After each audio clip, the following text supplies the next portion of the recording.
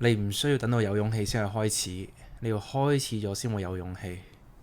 咁呢句説話係我前幾日寫日記嘅時候諗到嘅，都想分享下俾大家點解我會有呢一個諗法。拍片呢個念頭呢，我應該係20年已經有，即係2020年5、6年前已經有㗎啦。咁但係當時嘅我係好驚，完全唔敢拍。咁嗰陣時我想拍咩片呢？因為當時我係參加健美比賽，即係玩健美啊，即係要 cut 到好乾，然後要去做 gym，要操得好勁。咁啊想分享下當時比賽過程，然後點樣飲食啊，點樣可以令到自己去到一個好嘅體態啦。咁當時我係已經拍咗啦，即係已經拍咗好多條，已經基本上記錄咗好多條片啊，已經 mark 好晒點樣拍嘅。咁但係最後嘅我係將啲片收埋咗，即係完全冇出到。即係點解會冇出到呢？就係我好驚。我驚啲咩呢？我係驚俾人攻擊，我驚人哋點樣睇我，我驚當我擺喺一個公眾地方嘅時候，我接受唔到人哋對我嘅批評，我接受唔到人哋話我，哇，你咁細隻㗎，你講啲嘢啱唔啱㗎？你咩料啊？點解聽你講嘢啊？當時我係諗到呢啲念頭已經足以令到我停低，唔敢去剪片，唔敢去 share 片，更加唔敢同人講我拍片。淨係得我幾個朋友知道我想拍片，但係佢哋都知道係失敗咗嘅。咁一直去到2024年年尾，我讀緊書去到 Year 3，即係我當時第一個 degree 讀完之後畢業做教練，然後再去讀書去讀物理治療啦。去到 Year 3嘅時候，我發覺我真係理解到啦。你等咧係唔會有任何幫助，即係你永遠你唔去嘗試咧，你係唔會有任何幫助對件事，或者你唔會因為你等而有勇氣，而勇氣呢件事係你要去做，你要去嘗試咗之後先至會出現嘅。因為喺等嘅呢4年啊，我係基本上一直都唔敢出，即係去到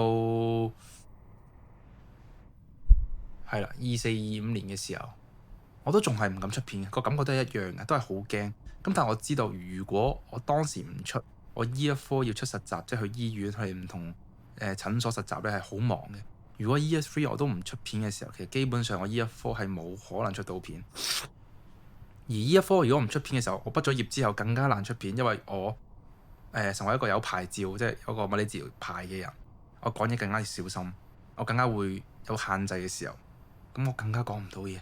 咁我知道呢個係我唯一一個機會可以去拍片嘅時候，咁我就唔理啦，照出啦。係好驚啊，驚嘅感覺係一樣冇變過㗎。咁但係啦，喺出咗1年半片嘅情況下，我已經慢慢變得有勇氣咗。即係我以前係好細膽，好在意人哋點睇我。就算我唔好講拍片啦，我同我啲朋友或者一啲冇咁熟嘅人傾偈，我都會諗我呢一句説話會唔會講得唔係幾好，會唔會令到人哋唔開心啊？我應該可以講好啲嘅噃。呢啲諗法都會不停出現嘅。咁所以我係一個好在意人哋點睇嘅人嚟。而當你擺你嘅內容擺上網，就係預咗接受所有人嘅批評，所有人嘅意見。咁但係勇氣就係咁樣得嚟㗎，即係勇氣唔係講緊你冇恐懼，而係你有恐懼嘅前提下，你都繼續向前行，呢個先係有勇氣。咁你問到我依家出片驚唔驚呢？我都好驚，真係好驚，會諗點樣俾人攻擊。但係呢，我已經慢慢接受咗，驚佢只係一個情緒，佢只係一個諗法，佢唔會阻止到我做我想做嘅事。因為我深信好多人喺依家呢個世界係活得唔開心嘅，因為佢哋做唔到佢哋想做嘅事，或者佢哋好在意人哋對佢嘅睇法，而在意呢一件事本身就係一個唔理性嘅情緒。因為我哋在意一啲我哋根本控制唔到嘅嘢，傻㗎！人哋點樣睇我哋，其實我哋控制唔到喎。人哋要點樣攻擊我哋，我哋都控制唔到喎。我哋唯一控制到嘅就係我哋嘅諗法，我哋出發點，我哋嘅內心想去到邊度，同埋我哋嘅片個質素係點，即係呢個係我哋唯一控制到，而外界嘅評價係我哋管理唔到。咁所以你想去操控，你想去管理一啲你管理唔到嘅嘢，係一個唔理性嘅行為嚟嘅。咁所以呢個就係我當時諗點解有勇氣係咁難呢？點解我哋需要行動咗先有勇氣呢？就係因為當你行動咗，你先知道其實人哋對於你嘅評價，對於你嘅聲音，其實真係唔係咁重要。咁如果你面對緊一個情況，然後你冇勇氣，咁應該點做呢？第一步，問自己你想要啲乜？你嘅目標係啲乜？因為當你喺做呢件事之前，你冇一個明確嘅目標，你唔使諗你可以行多條好嘅路。即係你要起碼知道你想做啲乜，你想成為一個乜嘢嘅人。即係好似我係想成為一個分享知識嘅人，我想分享我所認識嘅嘢，我認為有價值嘅嘢俾身邊嘅人，可以貢獻呢個世界。咁所以點解我會拍片？咁如果你話我想做一個演員，我想做一個為世界帶嚟快樂嘅人， that's good， 即係一個好好嘅諗法。咁但係如果你乜嘢都諗唔到，你淨係知我想出名，都唔係唔得。咁但係你要出名可以有好多方法，條路就會唔清晰啦。咁所以第一步問你想成為一個乜嘢嘅人，第二步就係你要接受一個現實。當你去做一件同人哋唔同嘅事，你先可以成為一個同人哋唔同嘅人。你要成為一個出眾嘅人，你一定要做啲出眾嘅事。而當你做出眾嘅事嘅時候，你身邊嘅朋友啊、屋企人啊、一啲唔識你嘅人，你啲同學呢，會用一個好奇怪嘅目光望住你，甚至乎會揶揄你，即係話：拍片喎你，KOL 喎。跟住就可能模仿下我啲拍片嘅形式啦，即係呢個係合理嘅，即係呢個係預料之內，因為你做一啲佢哋唔敢做嘅嘢，你成為一個出眾嘅人，係要預咗接受一啲出眾嘅批評。佢哋唔敢做啊，咁所以點解你可以得到佢哋得到唔到嘅嘢？因為你做啲佢哋唔敢做嘅嘢。咁呢個你要接受呢一件事啊。咁第三就係不停做，唔好停低，不停做。